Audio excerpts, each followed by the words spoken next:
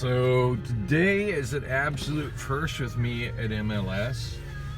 I've heard of it happening from other people, but it's never happened to me before. But I just got sent home early. Jesse came over and said he was told by upper management that if we had nothing to do, to just go home. And it's probably been the better part of an hour since we've moved any cars. Steve and I've just been sitting in the shack with him, wishing he would listen to better music, or at least listen to it at a lower volume so I could hear my earpods clearly over it. AirPods, I mean, I found some Apple AirPods yesterday. Or no, actually I found the Apple AirPods on Tuesday. I'm trying to use them today, but I just couldn't over how damn loud Steve was playing mediocre hip-hop. He did finally, like maybe about a half hour ago, change the stations to 43 Rock the Bells. And when they sent us home and finally playing some music I wanted to hear, listening to Turn This Mother Out by MC Hammer, which I haven't heard in years. Still love that song, as mediocre as MC Hammer's later stuff was. That first single was a jam. So I'm trying to find the time. 7:40 p.m. It's still Thursday, November 23rd, Thanksgiving evening. Priscilla had texted me just a little bit ago asking if I wanted to go to her place after work. So I just shot her a text letting her know that I just got sent home early. I'm looking at the bright side. This is functionally 3 hours early, so I can stay extra late on Sunday. Unless I'm tired and I want to go home. I mean, I am working 10-hour shifts at Factor tomorrow night and the night after. So I might just be so tired come 10:30 at Sunday I don't give a shit. I just want to go. But I don't know. Generally speaking, it's busy on Sundays at Hertz, and I love what I do over there, so I generally don't want to go when it's time to go. Usually when it's time to go on Sunday, there's just still so many more cars to move. Now, last night wasn't bad. At one point, it felt like I was insanely behind on moving cars because the line had got really long. Like, I was really busy moving stuff down on the maintenance yard. There were a whole bunch of safety kickouts that Chris did right at the end of his shift that were those... now I forget what the hell they're called, Kia Sorentos that had come back from the dealership to have whatever the recall issue is taken care of. They just needed to be whatever they have to do on the computer to put them back in the system. The first one of those that I brought out, because I wasn't bringing them all out at once, because at that point in time the kick out dirty lines were just overflowing, so it made no sense to shove more cars into them. It was easier to just leave them sit where they were and get to them later. But yeah, the first one that I did move out ended up coming back with a safety hold on it, and I knew that it was one that had already been handled by the dealership, because when we get them back from the dealer, they often have a little paper thing with a big printed number that they hang from the rearview mirror. And it still had that hanging from the rearview mirror. Or they might have taken out the rearview mirror and it was sitting on the seat of the car. But I mean, whatever, the number was still there. Like, I looked at that and I'm like, yeah, that's definitely one of the ones that was already taken care of, that I put in the kickouts. The car washers are returning because it's not cleared in the computer. So as soon as that one came back, I figured it might be an issue with, oh, fuck, I missed the light.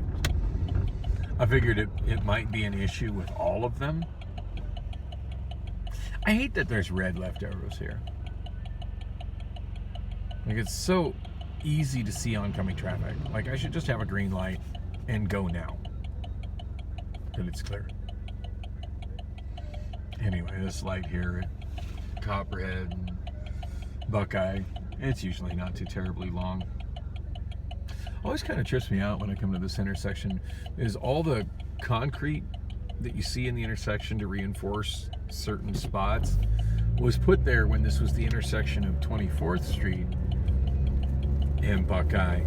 and at the time was an insanely busy intersection, and quite possibly the most bus intersection. In other words, the intersection that had more buses going through it than any other intersection in the city of Phoenix, due to the fact that it had the rental car center buses that were going through, the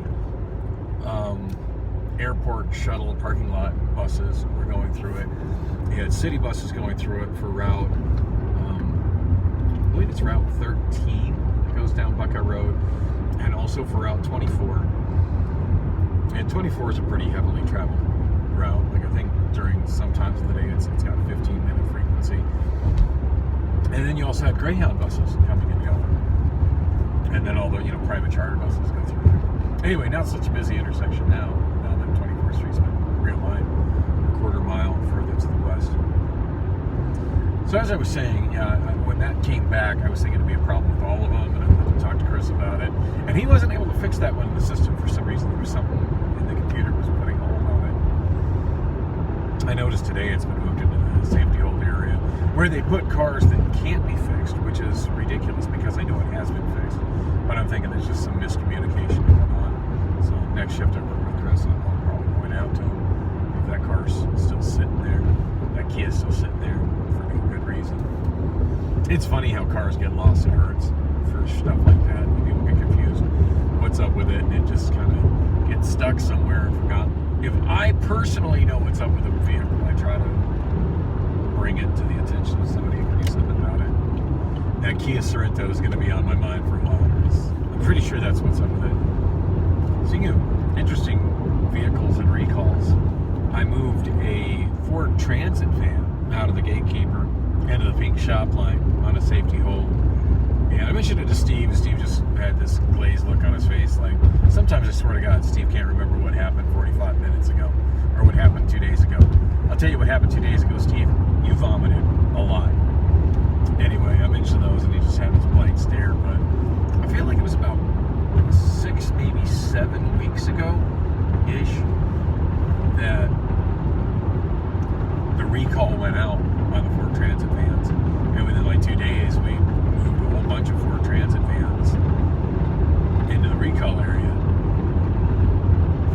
And to my knowledge, there's no fix for that. I mean, they're still all sitting there. So all I can think is that this one that just got moved there today, somebody must have had that on rent this entire time and just now returned it. Which I suppose shouldn't really shock me. That is the sort of vehicle... Well, I'm exiting at the wrong place. Oops. That is the sort of vehicle that I could see a company leasing at company expense. And if it's a short-term need, short-term being, a month or two,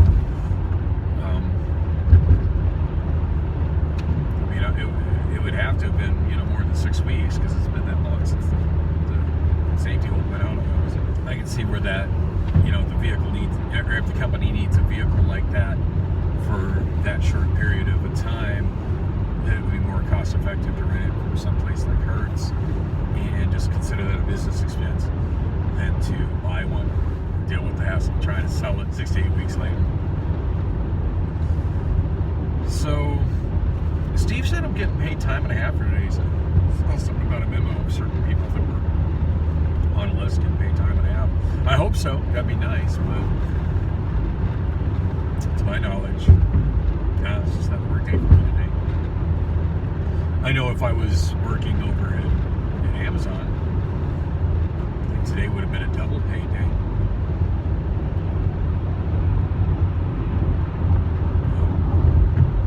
MLS doesn't have a lot of those kind of perks. It's just not that good of a job. I mean, I stick with it just because I really, really like the job, and of course the location is awesome relative to where I live. Or maybe I'll get a little extra money for it. Nice to see a larger direct deposit happen next Thursday.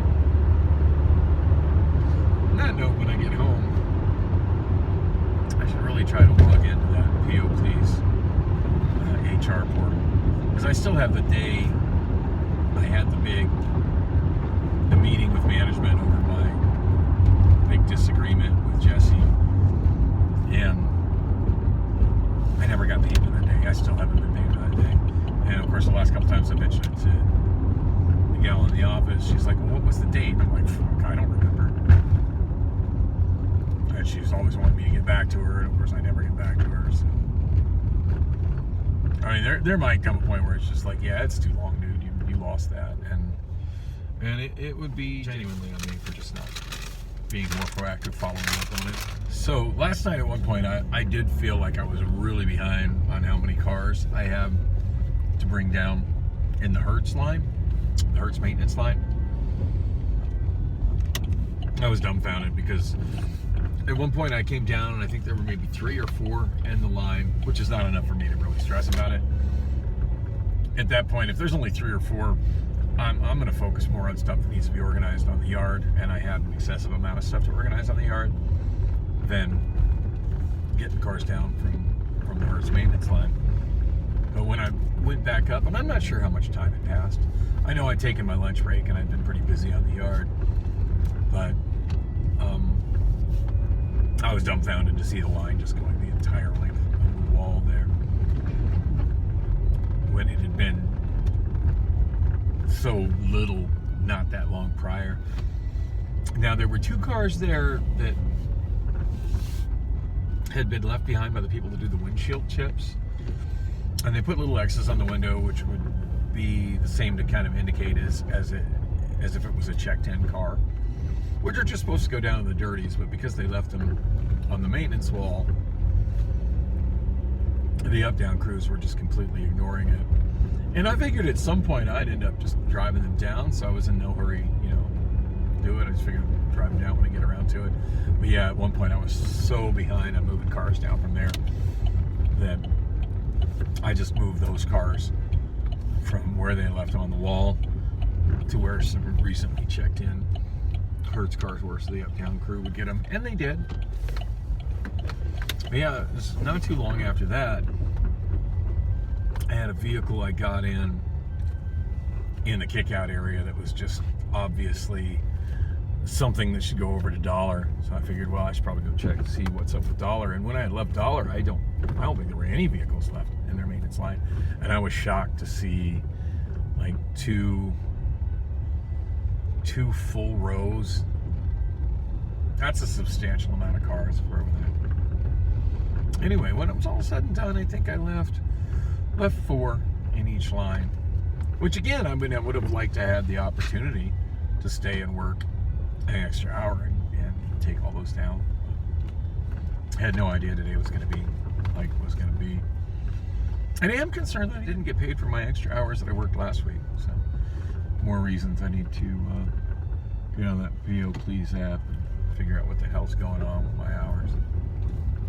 Oh, damn. And that just reminds me, I didn't take a picture of the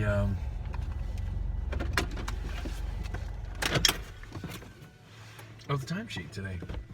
And usually I'm really diligent about doing that. Damn. Well, I know I clocked out at 36 after 7.